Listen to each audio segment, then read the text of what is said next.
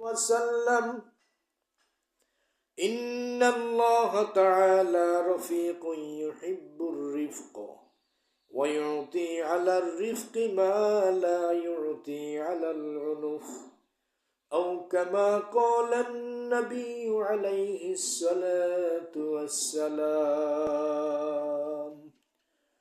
إن الله وملائكته يصلون على النبي يا أيها الذين آمنوا صلوا عليه وسلموا تسليما اللهم صل على سيدنا ونبينا وشفيعنا وحبيبنا ومولانا محمد صلى الله عليه وعلى آله وأصحابه وبارك وسلم اللهم صل على سيدنا ونبينا وشفيعنا وحبيبنا ومولانا محمد صلى الله عليه وعلى آله وأصحابه وبارك وسلم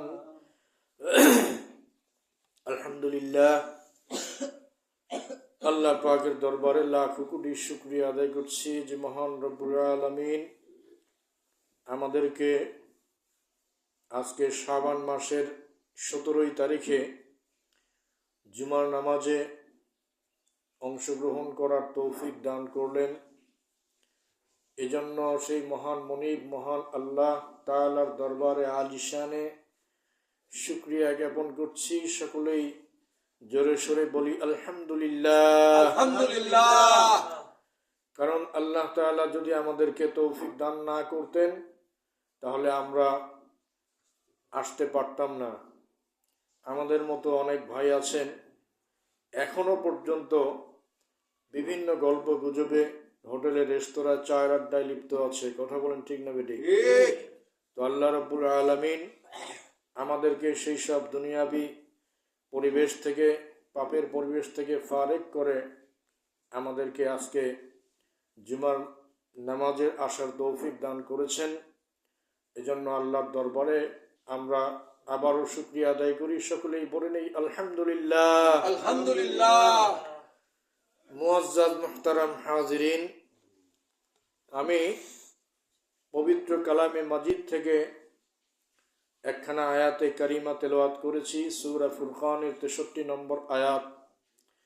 এই আয়াতের আলোকে আলোচ্য বিষয় নির্ধারণ করেছি বিনয় নম্রতা। আলোচ্য বিষয় কি? বিনয় নম্রতা।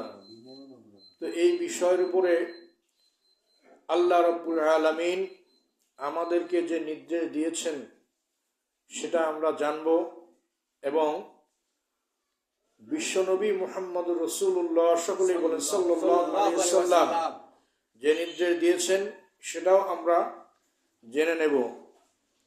শুধু তাই না, বিনয় এবং নম্রতা এই দুইটা এমন দুইটা গুণ, যেই গুণ দুইটা আল্লাহ তাআলার নিজের মধ্যে বিদ্যমান। বলেন সুবহানাল্লাহ। এই জন্য রব্বুল আলামিন এই গুণ দুটি যাদের ভিতরে আছে তাদেরকে অত্যন্ত ভালোবাসেন। বলেন সুবহানাল্লাহ। যাদের ভিতরে, যে মানুষের ভিতরে, যে বান্দার ভিতরে বিনয়ের গুণ আছে আর নম্রতার গুণ আছে। বিনয় মানে কি? অধ্যত্ত আচরণ না করা, নম্রভাবে বিনীতভাবে থাকা এবং নিজেকে ছোট মনে করা। নিজেকে কি মনে করা? ছোট মনে করা। নিজেকে বড় মনে না করা, নিজেকে ছোট মনে করে অন্যকে প্রাধান্য দেওয়া, এটার নাম হচ্ছে বিনয়।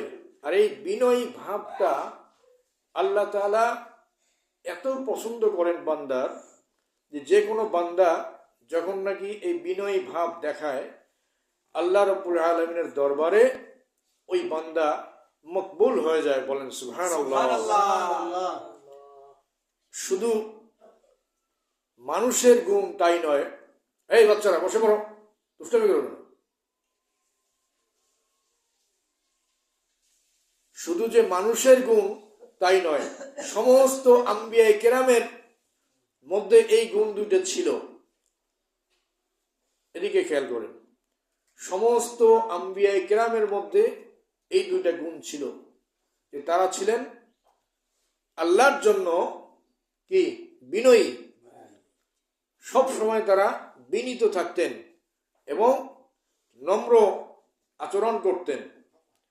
তো এই কারণে আল্লাহ রব্বুল ইজ্জত ওয়াল জালাল পবিত্র কালামে মাজিদের ভিতরে ইরশাদ করেছেন, আমার মুসলমান বন্ধুগণ গভীর মনোযোগ, আল্লাহ রব্বুল ইজ্জত ওয়াল জালাল বলে দিয়েছেন, وعباد الرحمن الذين يمشون على الأرض هونا।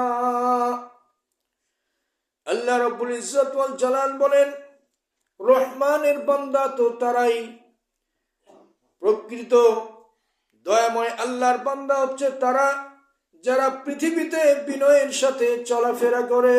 সুবহানাল্লাহ। তাহলে প্রকৃত রহমানের বান্দা ও ইবাদুর রহমান, ইবাদুন শব্দটা আব্দুনের বহুবচন। আব্দুন মানে হচ্ছে বান্দা বা গোলাম বা দাস,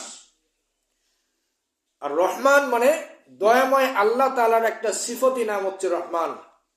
তো বলা হচ্ছে রহমানের বান্দা হচ্ছে তারা আল্লাযীনা ইয়ামশুনা আলাল আরদি হাওনা, যারা জমিনের মধ্যে বিচরণ করে, জমিনের মধ্যে চলাফেরা করে, কিসের সাথে?